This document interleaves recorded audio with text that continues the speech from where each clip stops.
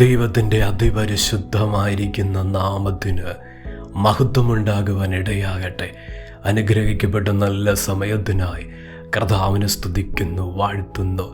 ദൈവത്തിൻ്റെ ശബ്ദം, പരിശുദ്ധാത്മാവിൻ്റെ ദൂത് ഹൃദയത്തിന് വിടുതലായി, ജീവിതത്തിന് ചൈതന്യമായി മാറത്തക്ക നിലയിൽ സ്വർഗം തൊടുന്ന ദൈവശക്തി പകരപ്പെടുന്ന, ദൈവിക വിടുതൽ അനുഭവിക്കുന്ന, വാഗ്ദത്തങ്ങളുടെ നിവർത്തി വെളിപ്പെടുത്തുന്ന അത്ഭുതത്തിൻ്റെ ഒരു ദിവസമായി തീരുവാൻ ഇടയാകട്ടെ.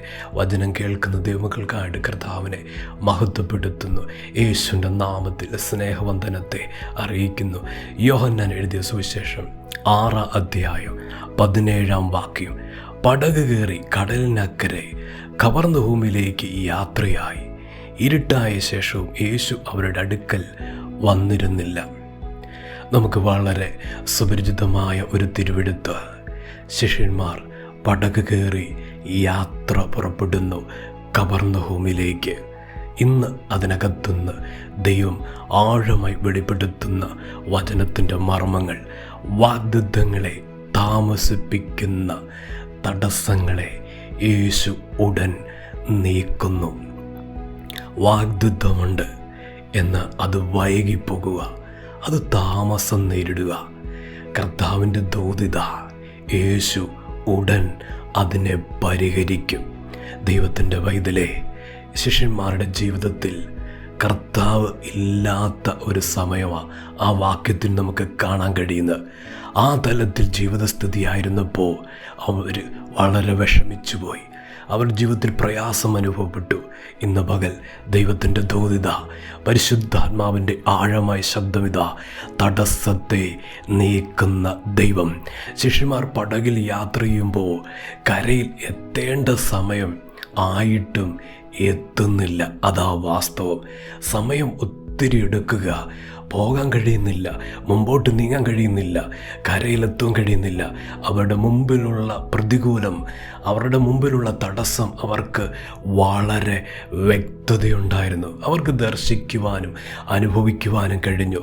ഇന്ന് വചനം കേൾക്കുന്ന ദൈവത്തിൻ്റെ പൈതലേ, പരിശുദ്ധാത്മാവിൻ്റെ ദൂതിത ഏത് തലത്തിലും, ഏതവസ്ഥയിലും, ഏത് സാഹചര്യത്തിലും യേശുവിൻ്റെ അസാമീപ്യം ഇല്ലാതെ പോകുന്ന സന്ദർഭങ്ങളിൽ നിശ്ചയമാണ് ചില വാഗ്ദത്തങ്ങൾ വൈകും, ചില മേഖലകളിൽ വിടുതലുകൾ താമസിക്കും, ചില അത്ഭുതങ്ങൾ നടക്കാതിരിക്കും എന്ന് അതോർത്ത് ഭാരപ്പെടേണ്ട.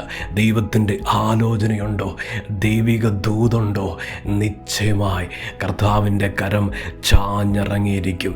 ജീവിതത്തിൻ്റെ വഴിത്താരയിൽ ഇന്നത്തെ പ്രയാസം, താമസം നേരിടുന്നുണ്ട്, വാഗ്ദത്തം വൈകുന്നുണ്ട്. എന്നാൽ അതിൻ്റെ നടുവിൽ കാരണം വ്യക്തമല്ല, കാരണം മനസ്സിലാക്കാൻ കഴിയുന്നില്ല, കാരണം ഗ്രഹിക്കാൻ കഴിയത്തില്ല. അതാ ഏറ്റവും വലിയ പ്രയാസമായി തീർന്നിരിക്കുന്നത്.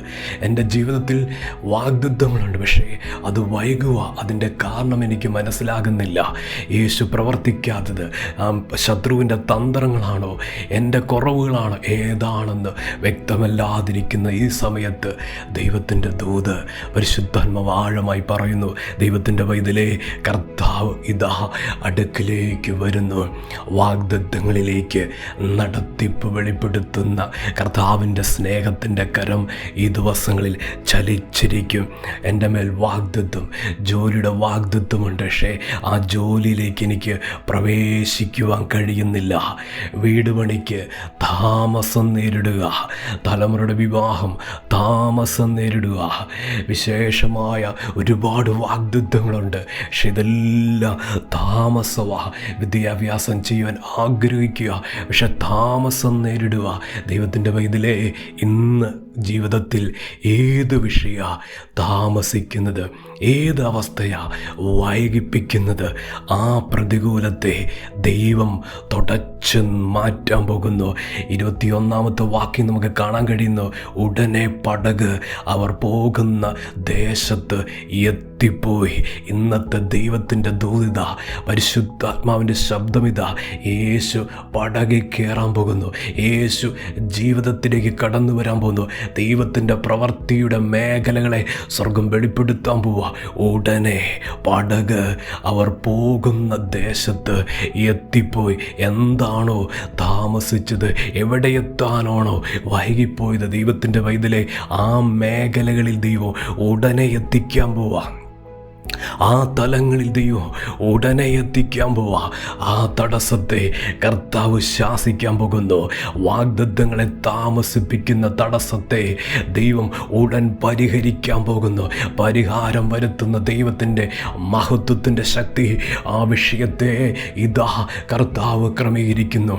ഉടനെ ജോലിയുടെ മേഖലയിൽ, ഉടനെ ചില ഭവനത്തിൻ്റെ ക്രമീകരണങ്ങൾ, ഉടനെ വിദ്യാഭ്യാസത്തിൻ്റെ വാതിലുകൾ, ഉടനെ തലമുറയുടെ ഭാവികൾ, ദൈവത്തിൻ്റെ വൈതലേ ഉടനെ ഒരു യാത്രയുണ്ട്.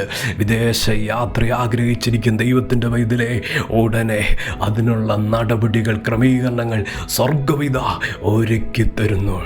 വാഗ്ദത്തങ്ങളെ താമസിപ്പിക്കുന്ന തടസ്സങ്ങളെ സ്വർഗവിധ മാറ്റുന്നു, ദൈവവിധ നീക്കുന്നു. ഉടനെ ആ തലത്തിൽ ദൈവം വിടുതലയച്ച് ആ തടസ്സത്തെ മാറ്റി ഉടനെ ഇതാ അനുഗ്രഹത്തിലേക്ക് ദൈവം നടത്തുക. ഉടനെ തന്നെ കർത്താവിൻ്റെ കരം എത്തേണ്ട മേഖലകളിൽ കരം പിടിച്ച് ദൈവം എത്തിക്കാൻ പോകുന്നു. കർത്താവ് സഹായിക്കുക. നമുക്ക് പ്രാർത്ഥിക്കുക. സ്നേഹവാനായ ദൈവമേ, സ്വർഗ്ഗപിതാവേ, ഇന്ന് കേൾപ്പിച്ച ഞങ്ങളുടെ ദൂതനായി സ്തോത്രം, ആലോചനയ്ക്കായി സ്തോത്രം. കർത്താവ് സഹായിക്കണം. കർത്താവെ, താമസിക്കുക, വൈകുക. ജീവിതത്തിൻ്റെ തലങ്ങളിൽ ചിലത് നേടേണ്ട സമയം കഴിഞ്ഞു, എത്തേണ്ട സമയം കഴിഞ്ഞു, എത്താൻ പറ്റുന്നില്ല. എന്താ പ്രതിബന്ധമെന്ന് മനസ്സിലാകുന്നില്ല, എന്താ തടസ്സമെന്ന് മനസ്സിലാകുന്നില്ല. കർത്താവെ, അങ്ങയുടെ കരുണയുടെ കരം വചനം കേൾക്കുന്നവരുടെ മേൽ ചരിക്കട്ടെ.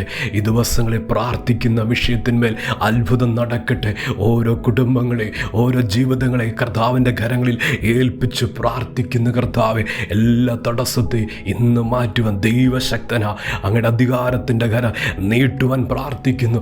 അത്ഭുതകരമായ വിടുതലും ദൈവപ്രവർത്തികളും ഇപ്പോൾ കർത്താവിൻ്റെ നാമത്തിൽ വെളിപ്പെട്ടു വരുവാൻ പ്രാർത്ഥിക്കുക. കർത്താവ് അങ്ങനെ ചെയ്യുന്നതിനായി സ്തോത്രം, സഹായിക്കുന്നതിനായി സ്തോത്രം. പ്രാർത്ഥന കേട്ടതിന് നന്ദി. യേശുവിൻ്റെ നാമത്തിൽ തന്നെ ആമേൻ.